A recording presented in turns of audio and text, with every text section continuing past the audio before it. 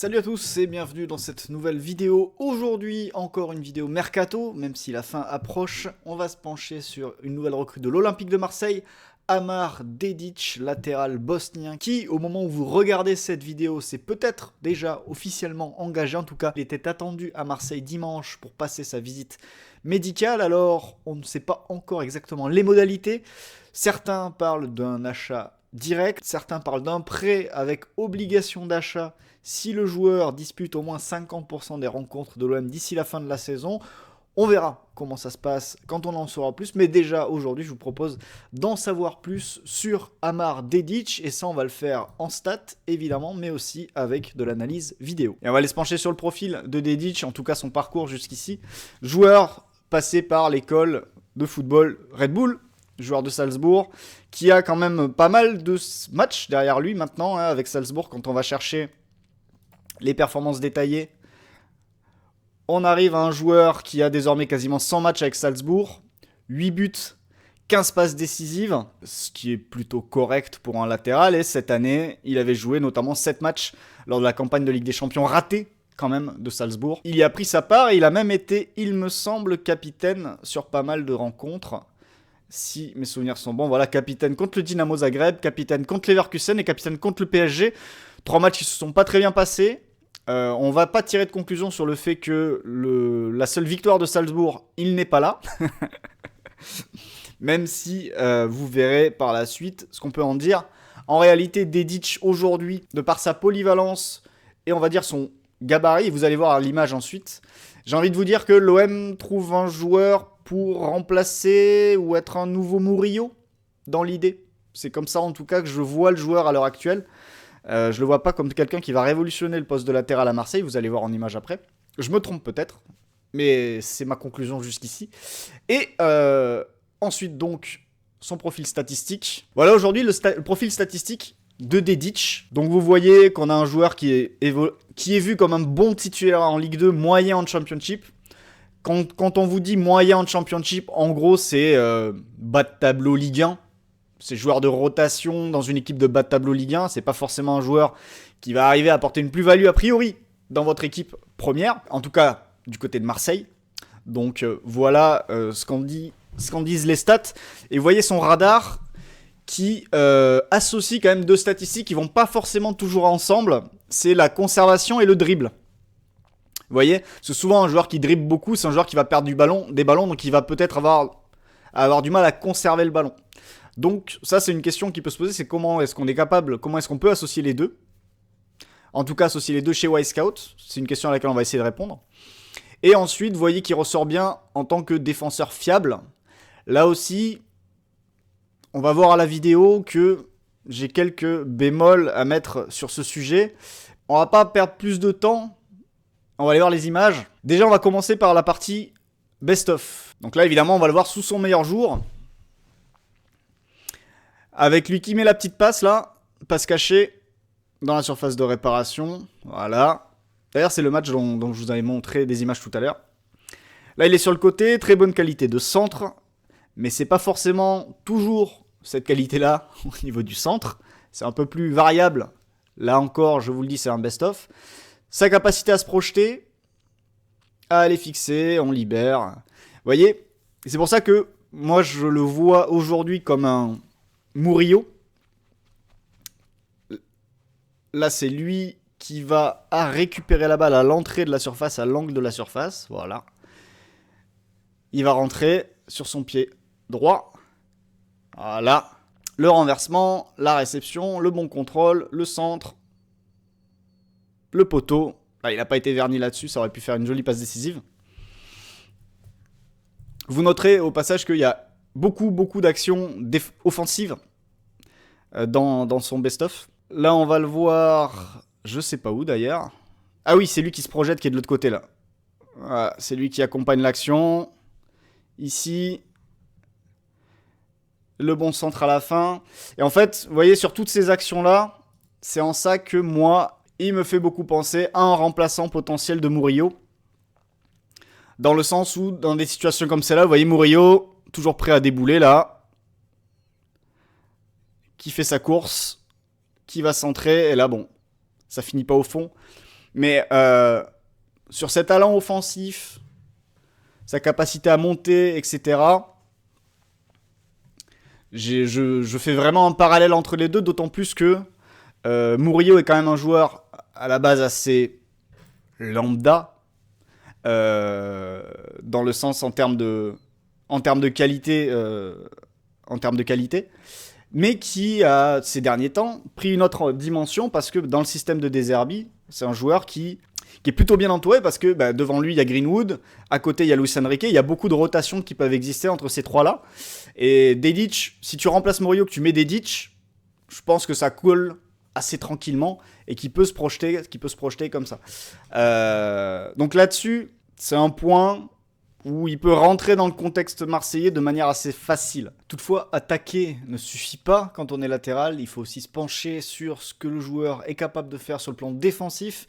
Et justement, du côté de Dedic, ça va être une grande question, son adaptation à Marseille et à la Ligue 1 sur le plan défensif, parce qu'il y a pas mal de points intéressants à creuser et à améliorer. Si c'est un joueur dont la vitesse peut lui permettre de résister à des attaquants qui le déborderaient sur le côté pour tenter de passer en puissance, il peut avoir du mal dans d'autres situations. C'est ce qu'on va voir tout de suite. Alors, un problème ici, et c'est quelque chose que j'ai remarqué sur beaucoup de situations de centre, c'est quand il doit défendre quelqu'un qui centre ici, qui se met sur son pied droit du coup pour centrer, il laisse énormément d'espace. Pour centrer tout simplement. Et vous allez en voir d'autres, je pense, dans les prochains exemples. Il y a beaucoup de séquences où il laisse trop d'espace à un centreur faux pied, quoi, un centreur pied droit à gauche. On va voir si on en recroise d'autres rapidement. Je trouve aussi, même si là il arrive à gagner son duel, mais ça c'est un autre point qu'on va revoir plusieurs fois, c'est que quand il est comme ça, dans cette situation-là, il laisse beaucoup trop facilement son adversaire direct attaquer l'intérieur et rentrer entre lui et le but tout simplement, chose qu'on veut éviter évidemment généralement quand on est latéral. Alors là, comme je l'ai dit, et comme vous allez le voir, il va réussir à revenir, et aussi parce que la passe n'est pas bien donnée, mais là si la passe est pas trop forte et bien donnée, lui il passe devant et il est à l'intérieur et il est en position évidemment préférentielle pour aller finir son action. Et ça là on va le revoir aussi pour Dedic. Alors là la passe est trop forte donc il revient et il arrive à s'imposer malgré tout, voilà. Et il récupère la balle, elle n'est pas sortie, j'ai un petit doute, mais bon. Mais ça aussi, c'est quelque chose que vous allez revoir dans d'autres séquences. Ensuite, ici, bon là, il fait juste une petite interception dans le camp adverse. Voilà, on note quand même le bon retour là.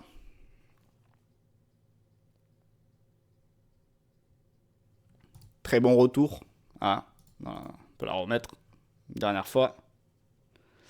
Dès qu'il faut accélérer, il y a une deuxième vitesse, hein, par contre, sur le plan physique, ça c'est intéressant. Alors là, il est de l'autre côté, hein. Il me semble que c'est lui là en haut. Et là encore, voilà. Typiquement, c'est ce que je vous disais tout à l'heure. C'est un but que j'avais pas vu, moi en plus. Typiquement, c'est ce que je vous disais tout à l'heure. Le fait qu'il laisse beaucoup trop facilement l'attaquant, là, vous voyez l'attaquant dans sa zone, là. Il le laisse beaucoup trop facilement attaquer l'intérieur. Hop! Alors bon, vous avez le central qui dort aussi, hein. Mais ça, pour un latéral, c'est quand même problématique. Et ça peut être ciblé, évidemment, par les adversaires. Parce que là, c'est à lui, hein. C'est à lui de se mettre dans la trajectoire. Parce qu'il a personne à défendre après, hein, sur le côté. Et là, ils sont deux. Alors évidemment, son central, il fait n'importe quoi aussi, hein. Mais c'est beaucoup trop facile, vous voyez, pour l'ailier de rentrer, de faire son appel. Alors que normalement, quand t'es latéral, faut te mettre sur la trajectoire, faut l'empêcher. Et pas lui laisser un accès aussi simple à ça. Voilà. Donc là, on va le voir en position d'attaque. On va parler aussi de Dedic avec la balle un peu plus tard. Mais il y aura des choses à raconter aussi. Là encore, la balle par côté. Il prend l'info. Vous avez le central qui va reculer parce qu'il y a ce numéro 7 là qui a un souci. Et Dedic, à nouveau, dans la réaction avec un temps de retard. Alors, c'est pas que lui le problème, hein. Là encore, il y a le central. Mais il y a toujours cette problématique-là, quoi, qui revient. Vous voyez, quand je vous disais la facilité de se mettre faux pied ici, enfin centrer pied droit face à lui.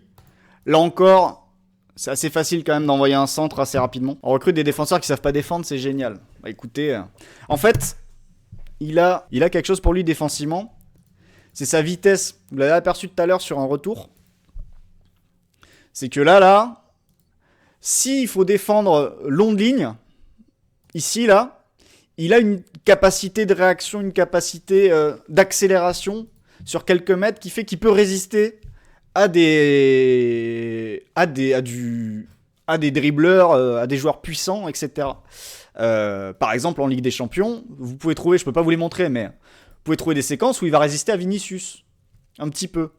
Bon, après, sur un appel contre appel, il se fait avoir par Vinicius qui va marquer. Mais, dans du 1 contre 1, comme ça, près de sa surface, il a une capacité de résistance quand même face à des dribbleurs. Maintenant, là, vous voyez encore le placement. Je trouve qu'il offre trop facilement cet intervalle-là à attaquer à l'attaquant, quoi. Et là, bah, ça passe un peu trop facilement. Et c'est sur cette gestion-là, de cette zone-là, à l'intérieur, où moi je trouve qu'il est très très perfectible encore à l'heure actuelle. Donc ça c'est un point. Voilà, je vous parlais tout à l'heure d'une action où il est partagé entre le fait d'aller sur le joueur côté et de défendre sur le mec à l'intérieur. Et souvent là, il va être un petit peu trop optimiste quant à la capacité de ce joueur-là à fermer le demi-espace, enfin fermer l'axe intérieur. Et du coup là il va se faire avoir. Vous voyez l'orientation là, elle est pas bonne. Alors que normalement, s'il est pessimiste dans sa manière de voir les choses, il devrait être un peu plus à l'intérieur et prêt à sortir pour empêcher ce gars de se retourner. Bon ben là, hop, hop, et il y a tout qui s'ouvre. Alors là encore, comme tout à l'heure avec le central, c'était pas le seul fautif. Parce que le fautif, bah, c'est lui aussi qui ouvre un peu trop la porte. Avec la bonne passe de Royao au passage, l'ancien joueur de Rodez là, ici. Mais, voilà. Le côté optimiste, pessimiste, là-dessus, parce que là, du coup, il ne sert absolument à rien sur tout le reste de la situation. Voilà. Donc ça, c'était un point aussi qui me paraissait important de relever sur certaines situations. Et ensuite, vous voyez, là encore, hein, ça s'ouvre quand même très facilement. Et là, ben, son joueur, entre guillemets, qui se place quand même bien entre deux, bah là, il est tout seul, quoi. Heureusement, le 6 revient bien. Et après, ça coulisse. Et vous noterez que Salzbourg, au niveau défensif, bon. Oula, j'étais pas allé jusqu'au raté. Ici, c'est lui, hein, qui abandonne un petit peu vite, on va dire. Et après, bon, le central n'arrive pas à... Belle finition. Et là, maintenant, j'ai une petite compile avec ballon, avec un peu tout. Mais on va avoir un petit peu plus de qualité quand même avec ballon. Et vous allez comprendre aussi pourquoi c'est quelqu'un qui dribble beaucoup, mais qui perd pas beaucoup de ballons. Parce que si vous vous rappelez, vous voyez sur sa fiche, sur son radar à droite, là, conservation c'est très élevé et dribble c'est très élevé. Et généralement, quand on dribble, on perd des ballons. Donc comment est-ce qu'on peut avoir les deux assez élevés ? Vous allez comprendre en partie pourquoi, dans cette dernière partie de la vidéo. Voilà, vous le voyez, il est là, il se balade à l'intérieur. C'est quelqu'un, c'est aussi pour ça que je fais le rapport depuis le début de la vidéo avec Murillo. C'est que c'est quelqu'un qui aime aussi beaucoup s'aventurer demi-espace, rentrer à l'intérieur et ainsi de suite avec le ballon. Et ça, c'est pour ça que je le rapproche de Murillo et je le trouve même plus intéressant quand il peut rentrer à l'intérieur. Et percuté dans le demi-espace, on va dire. Voilà, comme ça, là, quand il rentre ici, là, comme vous le voyez là. Je le trouve plus intéressant comme ça, même si là, il rate complètement son contrôle, que quand il est collé à la ligne et qu'il dédouble à l'extérieur de la surface, quoi. Voilà. Donc ça, c'était quelque chose aussi que je voulais évoquer sur son comportement avec ballon. Peut-être laisser le couloir à Greenwood, oui, le couloir à Greenwood, ou à Luis Enrique même. Alors, vous voyez, il se retrouve côté, le petit centre, bon, c'est renvoyé cette fois. Voilà, là, ça c'est dès qu'il y a le champ qui s'ouvre, il va prendre la balle, il va la porter, il va donner peut-être de la suite à son action derrière avec une projection. Donc ça c'est quelque chose que vous allez voir aussi chez lui très souvent et qui colle à ce que des arbitres demandent, notamment, c'est pour ça que j'insiste sur lui depuis le début, notamment à Murillo, quand il prend la balle et qu'il monte, ça c'est quelque chose que peut faire aujourd'hui un joueur comme Dedic. Bon là c'est une petite récup. Celle-là on s'en fiche. Vous allez le voir offensivement. Alors voilà. Un des trucs importants avec lui, c'est que il réussit beaucoup de dribbles, mais il réussit beaucoup de dribbles parce que il fait des dribbles comme ça. Ça, je crois que ça compte comme un dribble réussi sur Wyscout. Et est-ce que ça lui a ouvert le chemin du but? Non. Et il réussit beaucoup de dribbles comme ça, où en fait il utilise son coup de rein que vous avez vu sur certaines situations, des séquences défensives, pour rentrer voilà, à l'intérieur. Donc là, il a réussi un dribble. Mais finalement, le jeu avance pas, et finalement aussi, il conserve le ballon. Vous voyez? Donc ça, c'est un petit peu une escroquerie, j'ai envie de dire. Quand vous ressortez fort en dribble pour ça. Et vous allez voir, il le fait assez souvent. Parce qu'en fait, quand il va repiquer à l'intérieur, il se sert énormément, voire quasiment que de son pied droit. Ce qui fait que ses percussions à l'intérieur, quand il est à droite, vous savez où il va aller, hein, il va faire une parallèle avec la ligne de but. Alors là, il cherche à s'associer, à rentrer. Il est repris, on l'avait vu tout à l'heure. Mais ça, c'est un truc. Vous allez voir. Voilà, bon, là, il n'a pas le dribble réussi parce qu'il n'est pas passé devant son gars. Mais ça, c'est très souvent, c'est un truc qui revient. C'est je rentre à l'intérieur avec mon coup de rein. Du coup, j'ai dépassé mon joueur. Est-ce qu'il va le faire là? Non, là. Ouais, le petit pied droit quand même pour ajuster des ballons en profondeur. Ça aussi, j'ai déjà vu Murillo le faire, par exemple.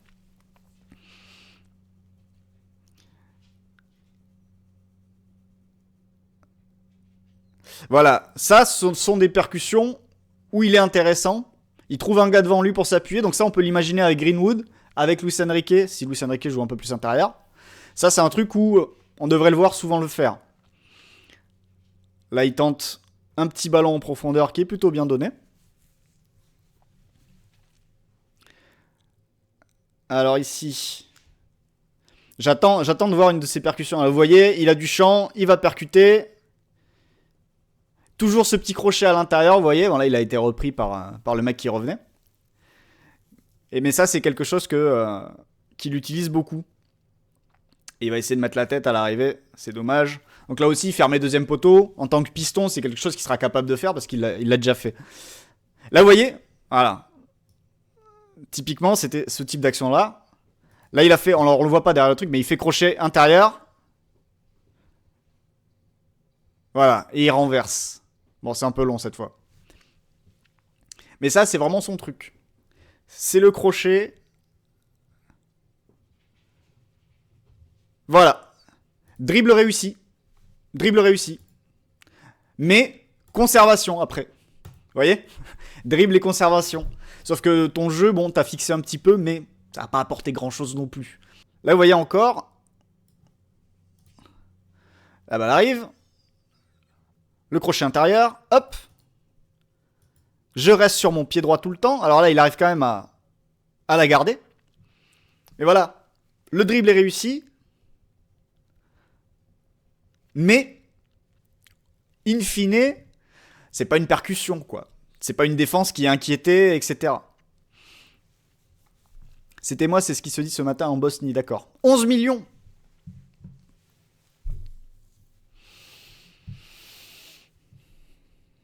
Écoutez, voilà, là c'est bien. Et en ça, voilà, une séquence comme celle-là, c'est un bon contre-attaquant. Ça oui. Quand le terrain s'est ouvert, il n'y a pas de souci. J'ai aussi une grande question, c'est parce que j'ai vu très peu de matchs où offensivement il jouait à gauche.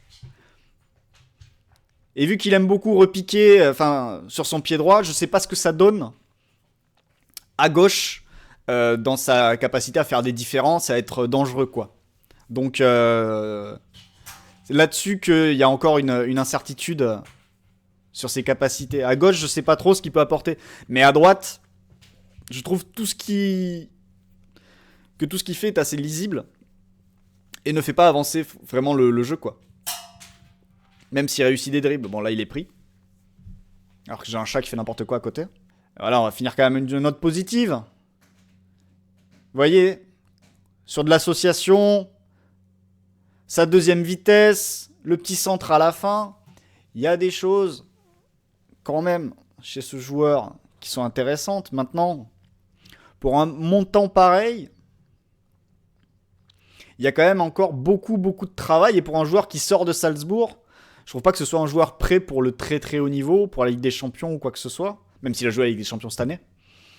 Il y a quand même énormément de choses à bosser, même si là il y a une jolie frappe. Vous voyez que côté gauche, finalement, il a l'air plus intéressant, moins lisible qu'à droite, où à droite il a vraiment besoin de ses coéquipiers pour pouvoir prendre de la vitesse, percuter, etc.